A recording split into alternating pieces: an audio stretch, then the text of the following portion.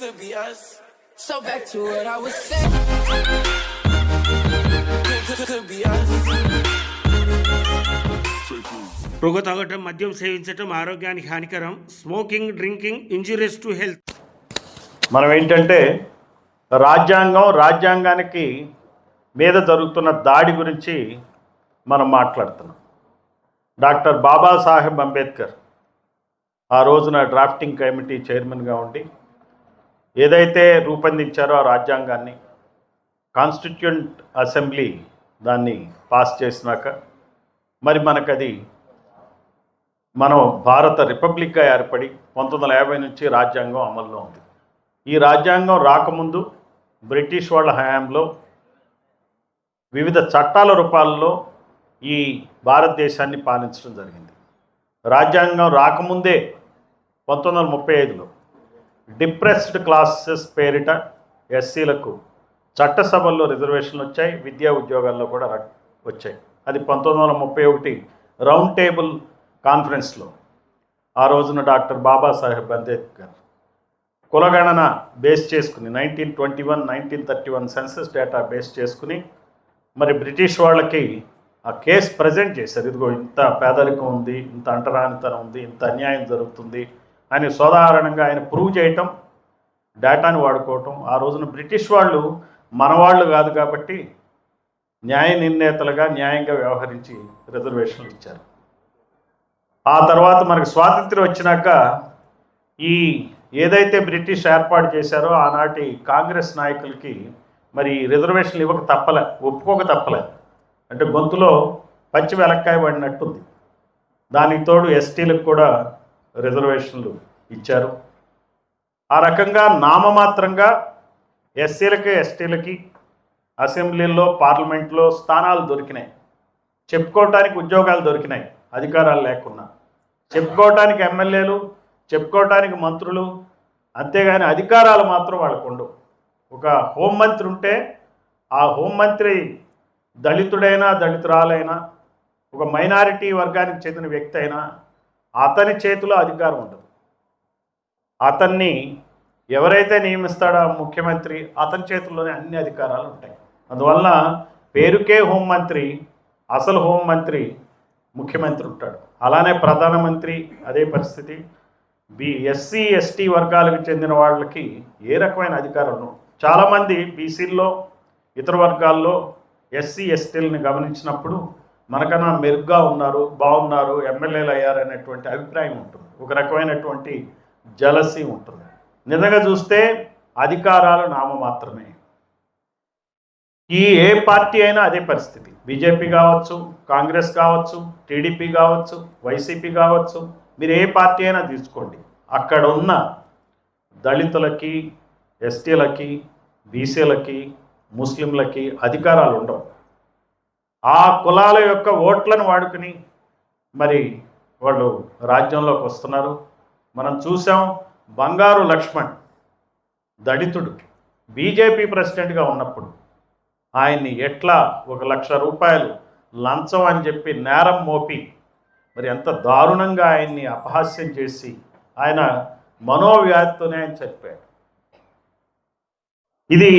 ఇదే మరి బీజేపీ ప్రెసిడెంట్లు 1,00,000 రూపాయలు కాదు, కోట్ల రూపాయల అవినీతికి పాల్పడిన వాళ్ళకి ఏం కాదు.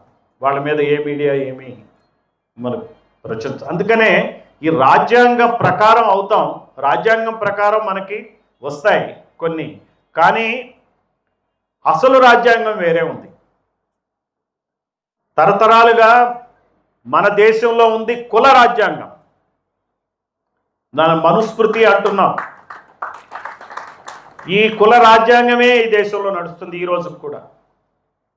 కాంగ్రెస్ పార్టీలో ఆ కులాలే రాజ్యమేలి, అవే కులాలు ఇప్పుడు బీజేపీలో రాజ్యం వెళ్తున్నాయి.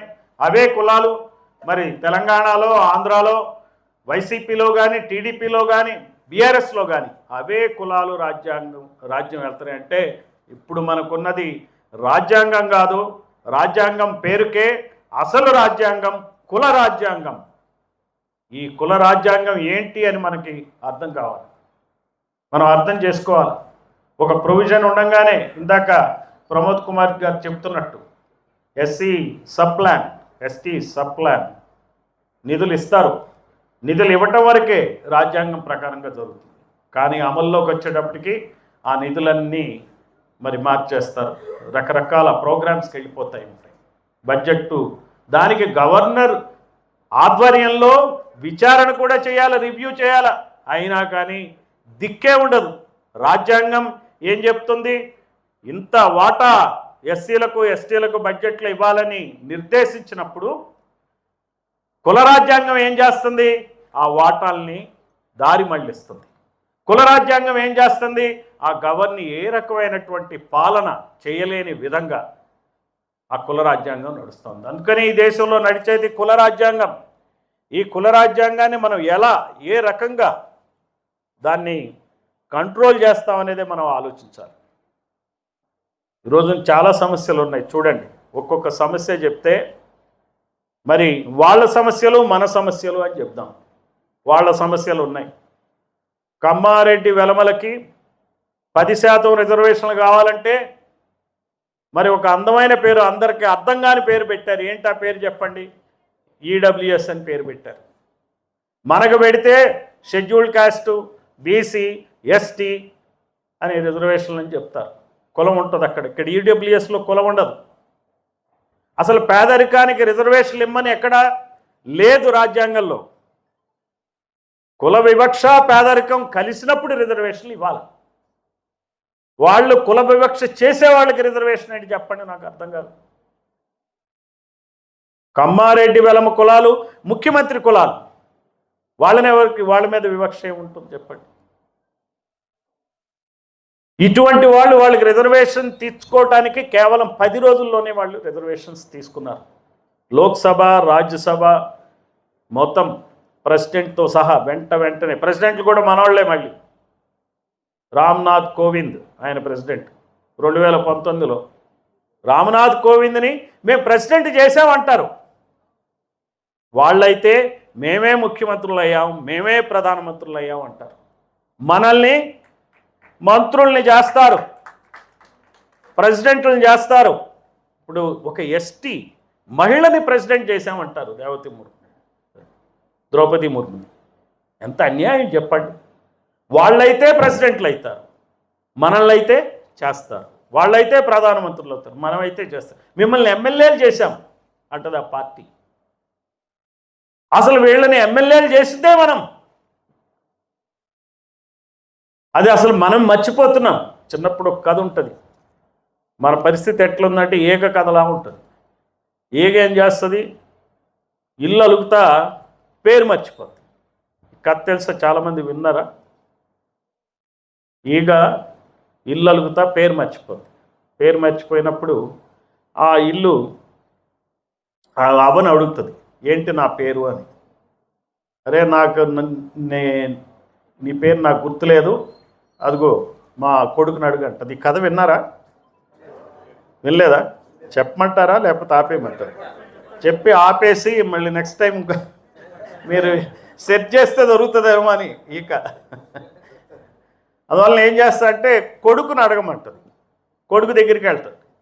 ఏంటి నా పేరేంటో చెప్పని అడుగుతుంది ఈగ. మన పరిస్థితి ఈగలాగా. ఈగ తన పేరు ఎట్లా మర్చిపోయిందో, తన పేరే ఈగ, అది మర్చిపోయింది. మనం కూడా మన ఉనికిని మర్చిపోయాం. మన ఉనికిని కప్పెట్టుకోవడానికి చూస్తున్నాం. నేను మాల కాదు, నేను మాది కాదు, నేను క్రిస్టియన్ కాదు, నేను కుమ్మరి కాదు, నేను మంగలి కాదు, నేను ఎవరినో అనుకుంటున్నాం. వాళ్ళకి మరి చక్రపాణి గారిని పైకి ఇన్వైట్ చేద్దాం. గంటా చక్రపాణి గారిని, వైస్ ఛాన్సలర్ వారిని వేదిక మీద రావాల్సిందిగా కోరుతున్నాను. ఈ అవకాశం వస్తుందంటే ఎప్పుడైనా పిలవటానికి.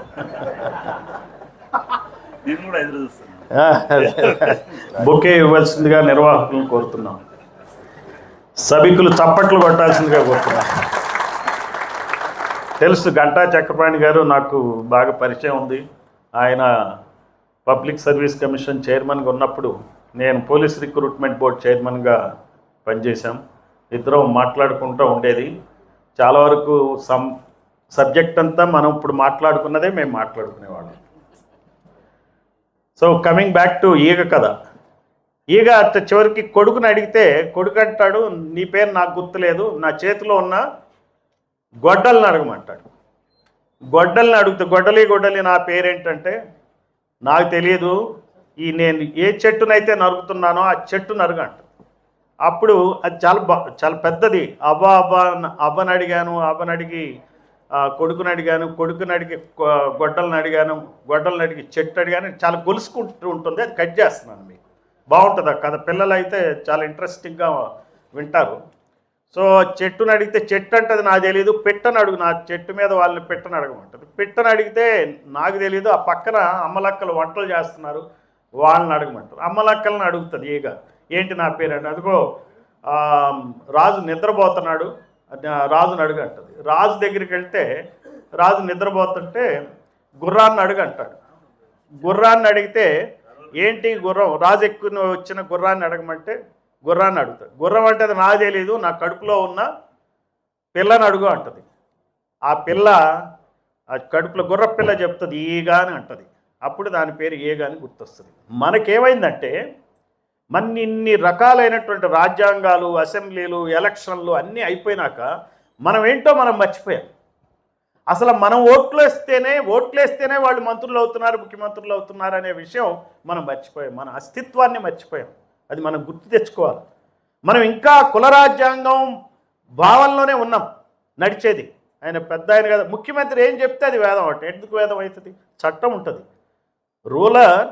రూలర్ ఇక్కడ రూలర్స్ లా కాదు, ఇక్కడ రూల్ ఆఫ్ లా. ఇక్కడ నడిచేది ఏంటంటే ఈయన కదా, ఈయన ముఖ్యమంత్రి, ఆయన వచ్చినప్పుడే మనం సెక్రటేరియట్కి వెళ్ళాలా, ఆయన ఇంటర్వ్యూ దొరికితేనే మనం కలవాలా, లేకపోతే ఆయన ఎన్నిసార్లు కలిసినా నేను చూస్తాను అంటే చేస్తాడు అనుకుని వెళ్ళిపోవాలా, తర్వాత మనం ఆ పార్టీల్లోనే ఉండాలా. ఇప్పుడు ఎవరైతే మనకు పనిచేయరో ఆ పార్టీల అభిమానులుగా, ఓటర్లుగా తయారయ్యాం. ఇప్పుడు దళిత క్రిస్టియన్ సమస్య చెప్తా. ఇందాక మనం ఈడబ్ల్యూఎస్ఎం అని చెప్పి కమ్మారెడ్డి కులాలకి 10% రిజర్వేషన్లు 10 రోజుల్లో ఇచ్చుకున్నారు. ఈ దళిత క్రిస్టియన్ల సమస్య చెప్తాం. దానికి వాళ్ళ సమస్యలో మన సమస్యల్లో దళిత క్రిస్టియన్ సమస్య. ఈ సమస్య తీర్చాలంటే తీర్చలేదా రాజ్యాంగంలో ప్రొవిజన్స్ లేవా? ఇప్పుడు మాల క్రిస్టియన్లు, మాదిగ క్రిస్టియన్లు అయితే కులం పోతుందా అండి? మరి కమ్మ క్రిస్టియన్లు, రెడ్డి క్రిస్టియన్లు వాళ్ళకి ఈడబ్ల్యూఎస్ ఇవ్వట్లేదా? వస్తుంది కదా. బీసీ క్రిస్టియన్లకు వస్తుంది కదా, ఎస్టీ క్రిస్టియన్లకు వస్తుంది కదా. మరి ఇది ఎందుకు వస్తుంది? ఏ పార్టీలు నమ్ముకుని ఉన్నాం ఎస్సీలు ఇంతకాలం? నెహ్రూని, ఇందిరాగాంధీని, రాజీవ్ గాంధీని, సోనియా గాంధీని, రాహుల్ గాంధీని నమ్ముకుంటే ఎందుకు వస్తాయండి? వాళ్ళే కదా ఇవ్వండి ఇంతకాలం. దాన్ని గట్టిగా నొక్కి ఒక్కాణించి చెప్తుంది బీజేపీ. ఆ పార్టీల్లో ఏ కులాలైతే ఆధిపత్యం ఆ రోజు వహించాయో ఈ రోజున అవే కులాలు బీజేపీలో కూడా ఉన్నాయి. బీజేపీకి కాంగ్రెస్కి ఏం తేడా లేదు, పేరు మారిందంతే. ఆ కులాలు వాళ్ళు ఎప్పుడు కూడా పార్టీలు మారి వాళ్ళ కుల రాజ్యాంగాన్ని నడుపుకుంటారు, రాజ్యాంగం ప్రకారం నడుపుకుంటారు. ఇది మనకు అర్థం కావాలి. మన సమస్యలు అందుకే పరిష్కారం కావు. మనం ఈ నాయకులను వదిలేయాలా, ఈ పార్టీలను వదిలేయాలా. వీళ్ళు మనవాళ్ళు కాదు, ఈ నాయకులు మనవాళ్ళు కాదు అనే క్లారిటీ మనకు రావాలా. అంబేద్కర్నే ఓడించిన పార్టీని సపోర్ట్ చేస్తూ వస్తూ ఉంటే మార్పు ఎందుకు వస్తుందండి? పూజ అంబేద్కర్కి, మరి ఓటేమో ఈ పార్టీలకి. అన్యాయం కదా.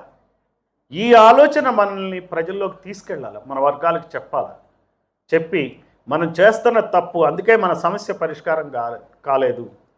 కిషన్ రెడ్డి పరిష్కరించడు, రేవంత్ రెడ్డి పరిష్కరించడు, కేసీఆర్ పరిష్కరించడు, చంద్రబాబు పరిష్కరించడు, జగన్మోహన్ రెడ్డి క్రిస్టియన్ అయినా పరిష్కరించడు అనేది అర్థం కావాలి మనకి. ఈ రోజున డీలిమిటేషన్ బిల్లుకి కానీ, మహిళా బిల్లుకి కానీ మరి చంద్రబాబు, జగన్మోహన్ రెడ్డి అందరూ ఒకటయ్యారా లేదా చెప్పండి? అయ్యారు కదా. మరి ఈ సమస్యకి ఎందుకు గారండి? మన సమస్యలైన ఎస్సీ సమస్య గురించి ఒక్కటి చెప్పాను మీకు. ఆదివాసీల సమస్య చూద్దాం. ఆదివాసీలు, ఎస్టీలు మనవాళ్లే కదా, అవునంటారు కాదంటారు? పోలవరం ప్రాజెక్టు కింద 1,50,000 కుటుంబాలు వాళ్ళ యొక్క ఇళ్ళు, ఊళ్ళు అన్నీ మునిగిపోతున్నాయండి. వాళ్ళ సమాధులు, వాళ్ళ దేవతలు, దేవుళ్ళు, వాళ్ళు తిరుగాడిన ప్రాంతాలు అన్నీ ఆ నీళ్ల కింద మునిగిపోతున్నాయి. ఒక ప్రిన్సిపల్ ఏంటంటే రిహాబిలిటేషన్ ప్రిన్సిపల్, ఎవరైతే అత్యంత నష్టానికి గురవుతారో వాళ్ళు మొట్టమొదటి బెనిఫిషరీ కావాలి.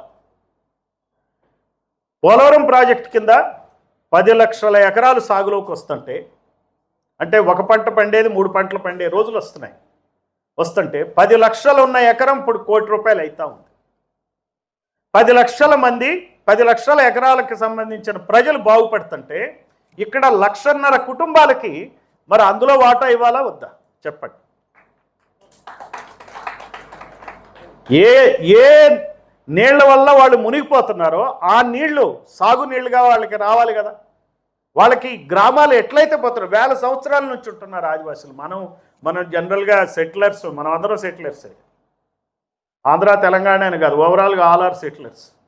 మూల నివాసులైనా మన సొంత ఊళ్ళు కాదు ఇవి మనం ఇప్పుడు ఉన్నాయి. వాళ్ళు సొంత ఊళ్ళో ఉంటున్నారు వందల సంవత్సరాలుగా.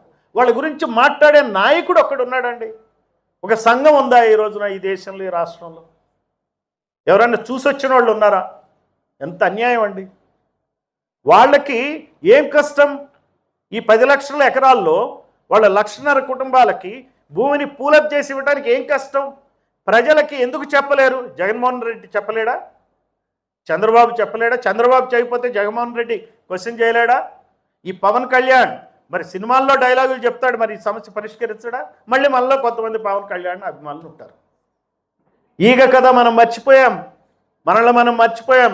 ఎన్టీఆర్ మన స్టారు. ఇప్పుడు ఎన్టీఆర్ పాత సినిమా చూడంగానే మనం కూడా ఎన్టీఆర్ లాగా ముసలివాళ్ళ సంగతి చెప్తున్నారండి, ఫీల్ అవుతూ ఉండే పరిస్థితులు ఉన్నాయి ఈ రోజున. అంటే భావదారిద్ర్యం ఉంది మనకి. మన భావజాలంలోనే తప్పున్నది.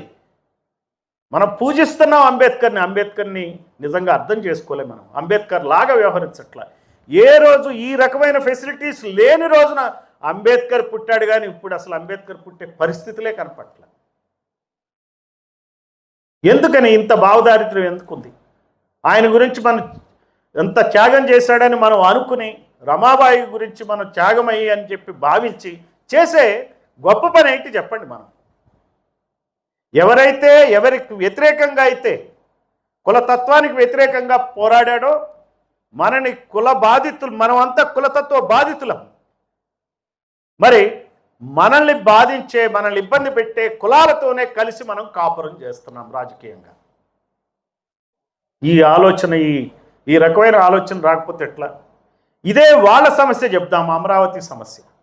అమరావతిలో భూములు ఇచ్చిన రైతులకి ఎక్కడిస్తున్నారు భూమి చెప్పండి? అమరావతిలోనే ఇస్తున్నారు. అవునంటారు కదంట. ఎకరానికి 1250 గజాలు ఇస్తున్నారు. వాళ్ళ సమస్య ఏంటి? అమరావతిలో తొందరగా నిర్మించాలా, అమరావతి భూముల్లో వాటా వాళ్ళకి ఇవ్వాలనే సమస్యని 4-5 సంవత్సరాల పాటు దాన్ని వాళ్ళు ఒక ఉద్యమం కింద కొనసాగించారు. ఎవరు చేశారు చెప్పండి? వాళ్ళే చేసుకున్నారు. మన వాళ్ళు ఆదివాసీల గురించి చేసేవాళ్ళు ఎవరన్నా ఉన్నారా? మనం చేయట్లే. వాళ్ళ సమస్యకు వాళ్ళే చేసుకుని అమరావతిని మరి రాజ్యాంగంలో పేరు ఇంక్లూడ్ చేసుకున్నారు. అంటే వాళ్ళకైతే రాజ్యాంగం పనికొస్తుంది, మనకి రాజ్యాంగం పనికిరాదు. ఎందుకంటే ఇక్కడ నడిచేది కుల రాజ్యాంగం, మన రాజ్యాంగం కాదు, భారత రాజ్యాంగం కాదు. భారత రాజ్యాంగాన్ని ఏదో రకంగా ముప్పు తిప్పలు పెట్టైనా వాళ్ళకి కావలసినటువంటివి పనులు వాళ్ళు చేసుకుంటారు. అందువల్ల అమరావతిలో ఏమందామి రేణుకా చౌదరి, కాంగ్రెస్కు చెందిన ఆవిడ, వాళ్ళ పార్టీ లేదని వాళ్ళందరూ ఒకటే. చూడండి, అమరావతి ఇది కమరావతి, ఏదో డైలాగులు ఉన్నాయి, నేను చెప్పడం బాగుండదు కాబట్టి నేను అంటున్నా. కమరావతి అని అంటే ఎట్లా అంటారండి? అది నాకు అర్థం కాదు. ఒక ప్రాంతాన్ని పట్టుకుని కమరావతిని రెడ్డివరం అని, వెలమవరం అని ఎట్లా అనుకుంటారా? అంటే మిగిలిన వాళ్ళు మనుషులు కాదా? బీసీలు, ఎస్సీలు, ఎస్టీలు, ముస్లింలు, మిగిలిన కులాలు ఎందుకు పనికిరావా? అమరావతిలో ఉండకూడదా?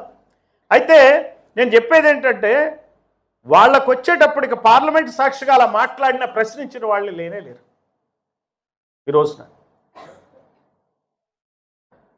అమరావతిలో వాళ్ళ సమస్యలకి వాళ్ళ వాటా 1250 గజాలు స్థలాలు తీసుకుంటే ఒక్కొక్కటి ₹1,00,000 గజం అయితే 12.5 కోట్ల రూపాయలు. అదే ఆదివాసీ రైతులకి ఎకరం భూమికి 12.5 లక్షలు ఇస్తున్నారు. ఆ లక్షలు ఎంతసేపు ఉంటే అమాయకమైనటువంటి ఆదివాసీలు వాళ్ళు ఏం చేస్తారు? పిల్లోడు ఏదో ఒకటి చెప్తాడు, నేను మోటార్ సైకిల్ కొంటానంటాడు, ఆడపిల్ల పెళ్లి చేయాలి కాబట్టి ఏదో చేస్తారు. మొత్తం డబ్బులన్నీ మనం చూసాం. హైదరాబాద్ చుట్టుపక్కల ఎన్ని ఎకరాల భూములు అమ్మేశారో, వాళ్ళు ఎకరాలు అమ్మినంగానే వాళ్ళు ఏం బొలెరోలు కొన్నారు, బైకులు కొన్నారు, తిరిగారు, తాగారు, మొత్తం డబ్బంతా పోయింది. అది ఇప్పుడు ఒక్కొక్క ఎకరం కోట్ల రూపాయలు అవుతుంది. అది లాభపడే వాళ్ళు ఎవరు లాభపడుతున్నారు? ఎస్సీలు కొనుక్కుంటున్నారండి ఆ భూముల్ని? బీసీలు కొనుక్కుంటున్నారా? ఎస్టీలు కొనుక్కుంటున్నారా? ముస్లింలు కొనుక్కుంటున్నారా? కమ్మారెడ్డి వెలమలే కొనుక్కునేది మొత్తం కలిపి భూమి అంతా. ఆస్తంతా వాళ్ళ చేతుల్లోనే ఉంది. గచ్చిపోలి కాదు, ఏదైనా హైదరాబాద్ అభివృద్ధి చెందినా మనం అభివృద్ధి చెందాం, వాళ్ళే అభివృద్ధి చెందుతారు. అదే కుల రాజ్యాంగం.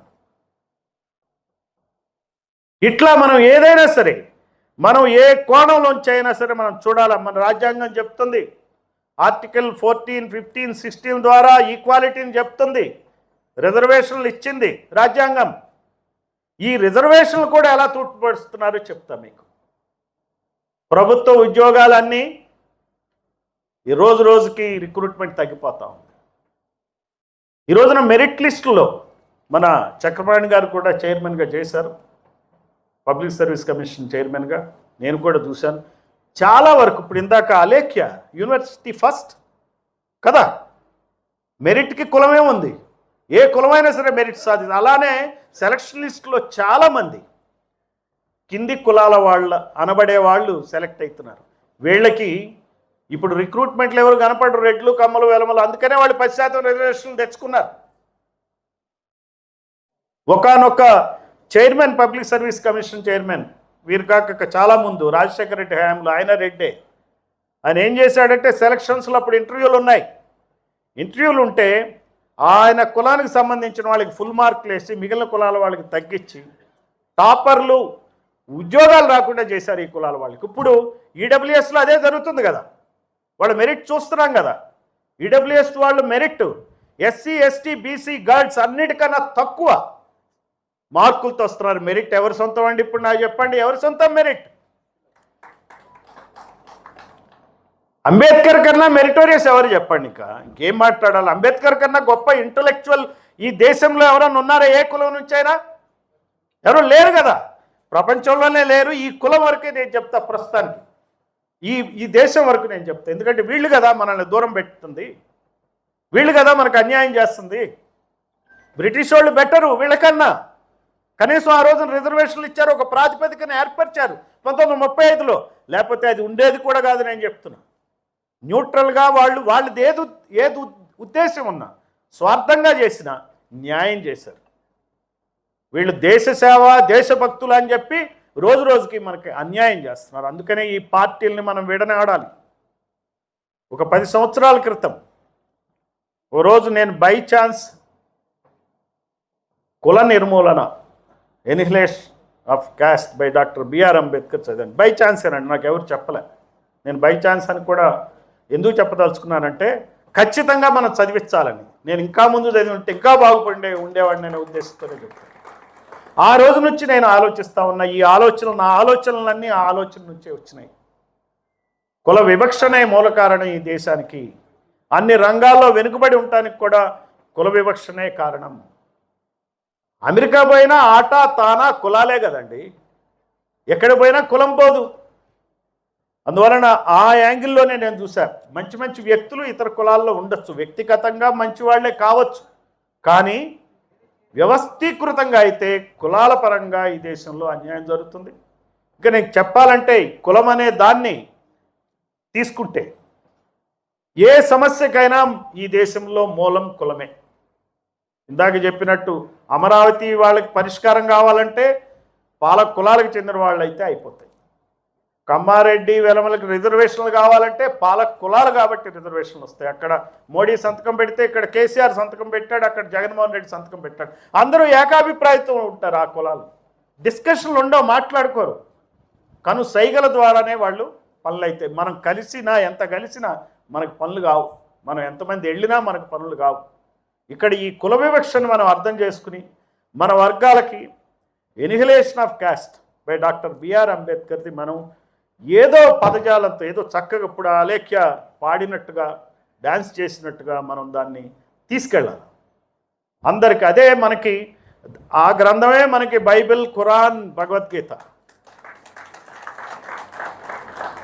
దానిలోంచే ఏదైనా సరే రాజ్యాంగంలో ఈ రోజున ఎన్నో కొన్ని ఆర్టికల్స్ మంచిగా ఉన్నాయంటే కారణం ఆయన యొక్క ఆలోచన విధానమే. అది మనకు అర్థమైనప్పుడు ఆయన్ని వ్యతిరేకించే వాళ్ళ పార్టీల్లో మనం ఉండకుండా ముందు బయటికి రావాలి. మన ఓట్లు చేసేది ఏంటి, కార్యాచరణ ఏంటని అడిగారు. కార్యాచరణ ఏంటంటే రాజకీయమైనటువంటి అవగాహన కావాలి. ఈ రాజకీయ అంటరానితనాన్ని మనం నిర్మూలించాలి. ఈ అంటరానితనాన్ని నిర్మూలించాలంటే ఆ పార్టీలకు దూరంగా ఉండాలి. నేను అందుకనే రిటైర్ అయినాక ఒక ప్రైవేట్ సెక్టార్లో జాబ్ చేసినా నాకు సాటిస్ఫాక్షన్ ఏం రాలా, ఎంత ప్యాకేజ్ వచ్చినా. ఫైనల్గా పే బ్యాక్ టు సొసైటీ ఏంట్రా అని చూస్తే ఇదే మార్గంలో మనం వెళ్ళటమే pay back to the society. ఇది ఎంతకాలం అయితే అంతకాలం అంబేద్కర్ మార్గంలో నడవాలా. చిన్నప్పుడు మేము రేడియోలో అన్నిట్లో వింటేది గాంధీ మార్గం అని విన్నాం. అసలు అంబేద్కర్ మార్గం అనేదే మనకు కావాలి ఈ రోజున. అది అంబేద్కర్ మనకే కాదండి, అన్ని కులాలకి న్యాయం చేశాడు ఆయన. అంబేద్కర్ కనుక రిజర్వేషన్ సిస్టమ్ పెట్టుండకపోతే, ఈ రకమైనటువంటి కాన్స్టిట్యూషనల్ సేఫ్ గార్డ్స్ కనుక పెట్టుండకపోతే ఈ రోజున దేశంలో సివిల్ వార్ ఉండేది, కులాల మధ్య వారు ఉండేది. దాన్ని నివారించాడు. ఈ రోజున వీళ్ళందరూ మేడలు మిద్దెలు కట్టుకుని బాగా బతుకుతున్నారంటే మనలో ఎంతో కొంత సంయమనం ఈ రిజర్వేషన్ల వల్ల, ఏదో ఒక గౌరవం ఇస్తున్నారా వీళ్ళు మనకు అనేటువంటి నమ్మకం వల్లనే. అందుకని ఈ నమ్మకం ఎన్నాళ్ళలో ఉండదు. పాలకులు గమనించాలి. ప్రజల్లో విద్యా స్థాయి అర్హతలు పెరిగినాయి, మెరిట్లు పెరిగినాయి, ఆలోచిస్తున్నారు. టెక్నాలజీ వచ్చింది. నేపాల్ ఎక్స్పెరిమెంట్ చూసాం. దీనికి పెద్ద నాయకుడేం అక్కర్లా. చాలామంది అంటారు డబ్బులు కావాలండి, డబ్బులు లేకపోతే ఎట్లండి. అందుకని నేను ఆ పార్టీలో చేరి నేను అక్కడ ఎమ్మెల్యేని అవుతున్నా, ఎంపీని అవుతా అంటాడు మన వర్గాలకు చెందినవాడు. నేను చెప్పాను, నువ్వు పోయి 20 కోట్లు ఖర్చు పెట్టి నువ్వు ఎమ్మెల్యేనే ఎంపీ అయినా నిరాశ తప్పితే నీ వల్ల ఏం కాదు. ఆ 20 కోట్లు పెట్టుకుని స్టేట్ లెవెల్లో కూర్చుని 10 మంది కూర్చుని ఆర్గనైజ్ చేస్తే, ఈ మెసేజ్ని మన వాళ్ళందరికీ తీసుకెళ్ళగలిగితే, ఆర్ఎస్ఎస్ చేస్తుంది కదా మరి మెసేజ్. ఆర్ఎస్ఎస్ చేస్తుంది తెలుసుకోవాలి కదా, మనం వాళ్ళని చూసైనా నేర్చుకోవాలి కదా.